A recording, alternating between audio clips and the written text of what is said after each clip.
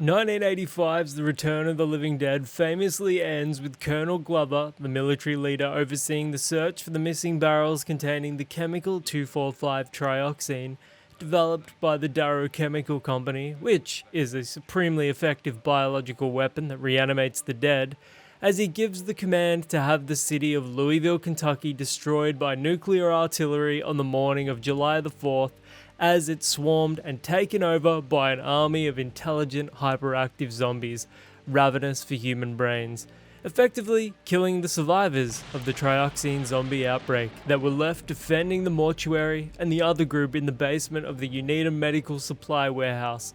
Although, theoretically, it wouldn't be absolutely impossible for the crew in the basement to have survived the tactical nuke, but perhaps we can discuss that another day. For the moment though, let's back up a little bit. Who are the primary cast of characters in this punky zombie splat stick? We start with the warehouse group.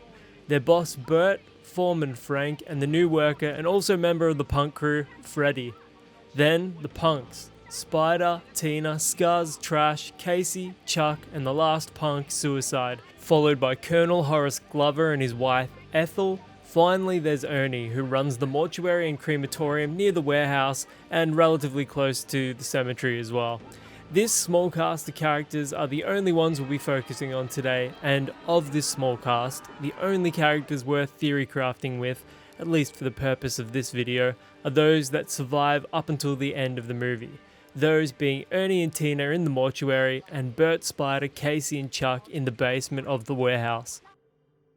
So, what happens in the event that Colonel Glover chooses not to drop the nuclear bomb? Or a similar question would be, what would happen if the group never called the number on the chemical drums in the first place?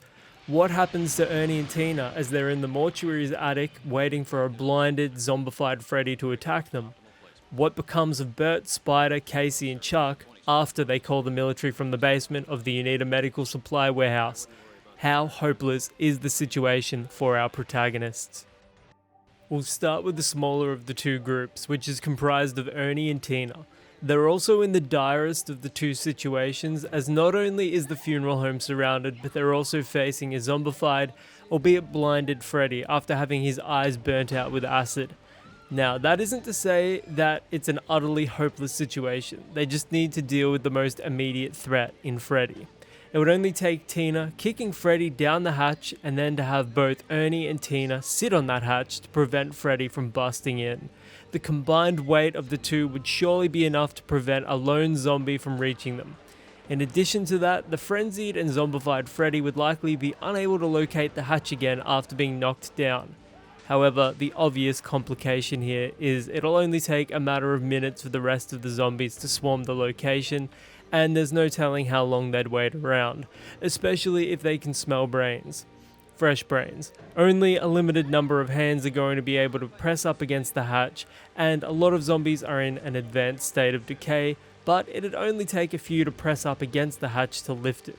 Louisville, Kentucky had a population of nearly 1 million people in 1985, and given the size of the city, it isn't too far-fetched to believe that a couple of scared pedestrians running or driving past the funeral home or the cemetery would be enough to distract the majority of the zombies, gifting an opportunity for Ernie and Tina to make their escape. Or perhaps they could just wait it out while the horde of zombies move elsewhere. Again, no guarantees, but impossible, definitely not. The group being led by Bert stands the best chance, at least in my estimation, as Ernie and Tina are not only being directly attacked by Freddy, but the funeral home is surrounded and currently being broken into. To say that their situation is dire would be an understatement. That being said, the horde of undead near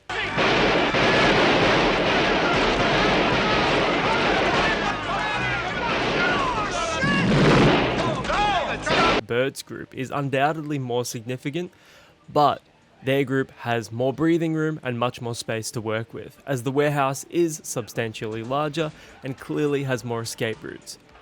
Bert's party can choose to wait it out in the basement for however long they need, as their most immediate threat, the Tar Man, was destroyed.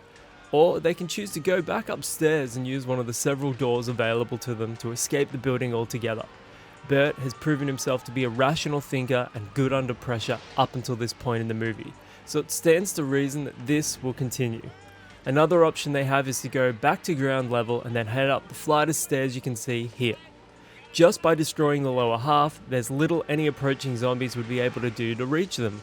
There's always the possibility that enough zombies working together would be able to stack objects up so that they can access the stairs, but this is predicated upon the fact that the zombies are aware the survivors are upstairs in the first place, and also upon them being able to cooperate and work together to complete that specific task.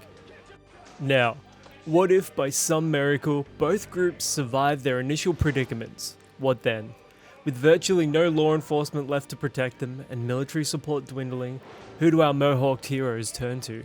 Bert's a capable leader, and Ernie, supposedly being a German soldier in hiding, Nazi, another video for another day to be sure, would undoubtedly have military experience. Between them, they may very well have the requisite skills to lead the gang out of the warehouse and down some back alley where they could hotwire a car and get out of Dodge, or leave on foot and remove themselves from the epicenter, a literal graveyard of chaos.